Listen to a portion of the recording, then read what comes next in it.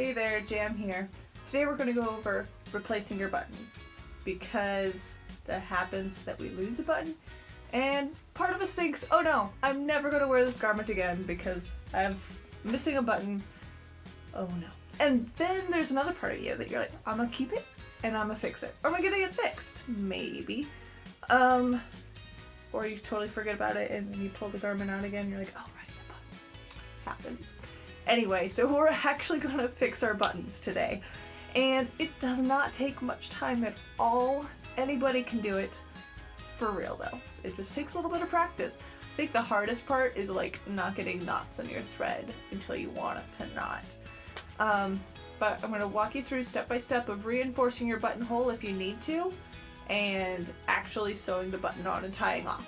So I hope this helps out.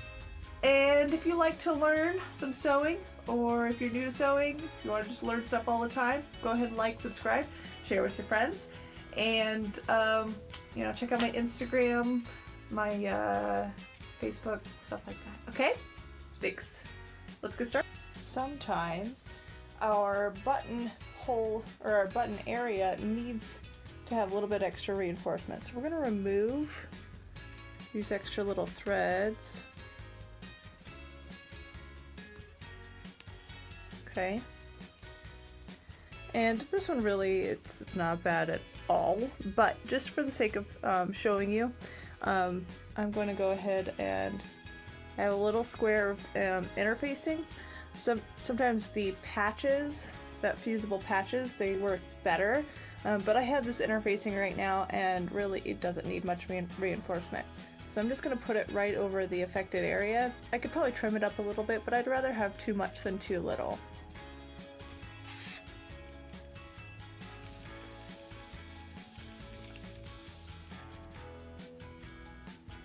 Fused on nice and quick.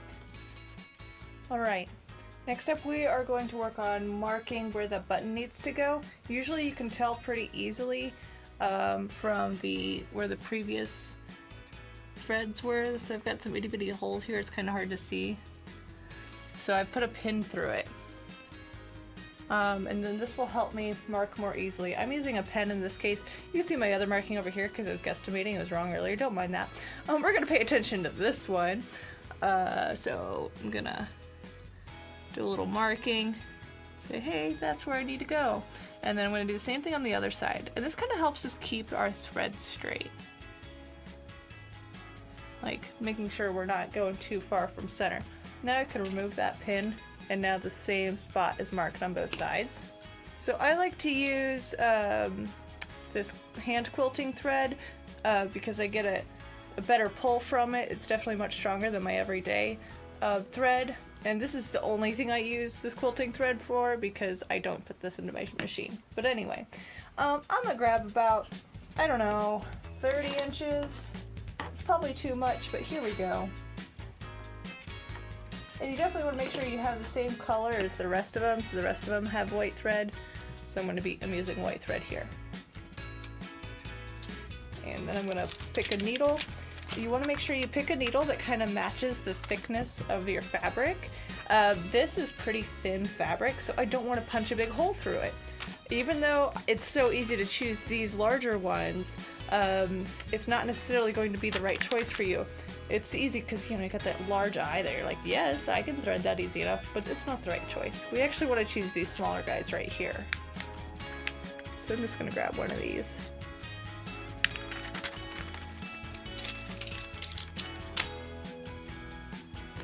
Don't mind the bird in the background.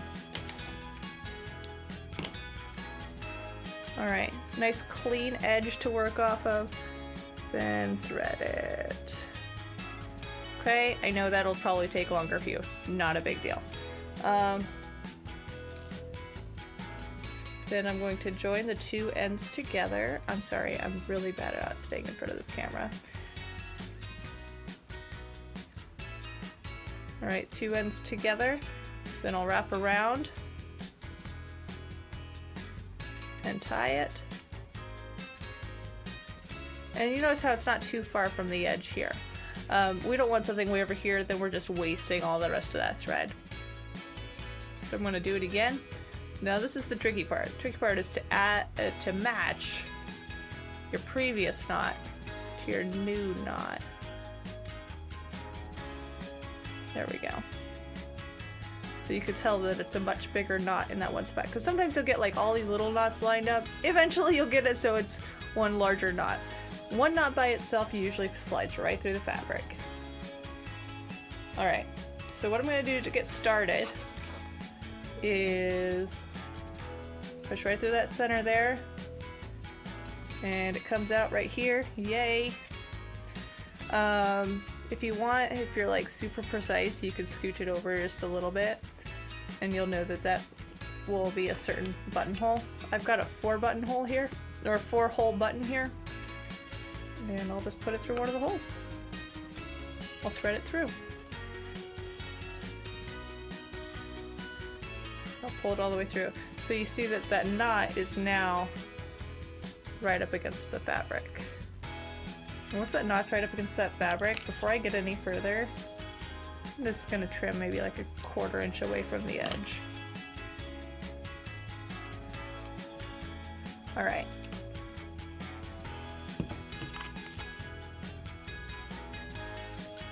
Then I'm going to go through the lower hole here. Now, over here it's showing X's, which is fine, but in this case I'm going to go back and forth. It's a little bit easier. This way I feel like it creates more bulk than this way.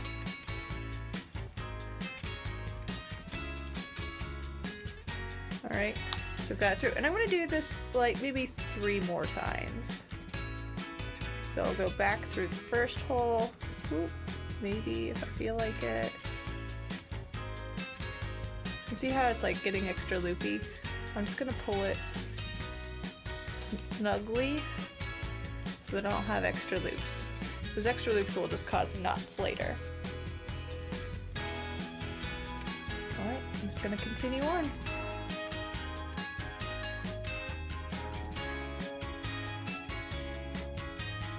Alright, I'm going to stop here because it looks like it's pretty thick. If I do any more, it'll start to look bulky. And I've got a stronger thread here, so I'm good. But if you're concerned about the strength of your thread, go more. No big deal. Now I'm going to start on the upper 2. It doesn't matter if you start on the lower 2 or the upper 2, I just happen to start on the bottom 2 there.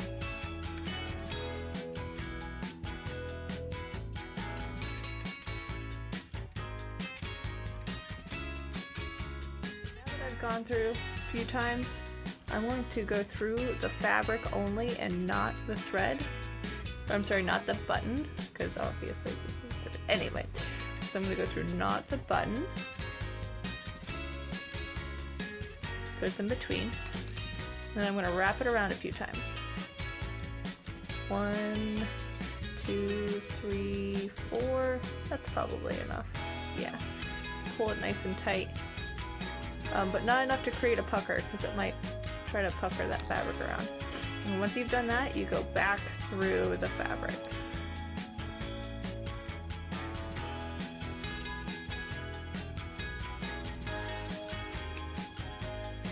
Okay.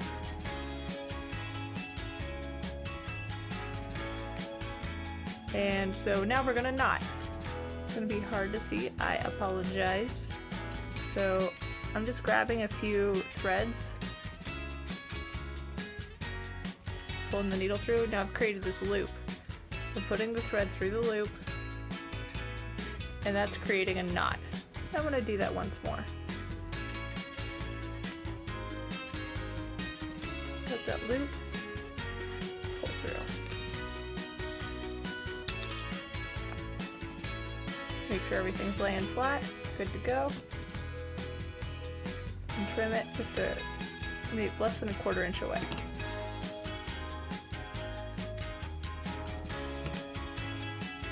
Good to go. Nice and secure. Alright, so I hope that was helpful. Yeah. Go ahead and leave comments, questions in the boxes below. You know how it works. It's YouTube. And hopefully you'll like, subscribe, and learn some more stuff with me, and we'll just keep sewing. So Have a good one. See you later.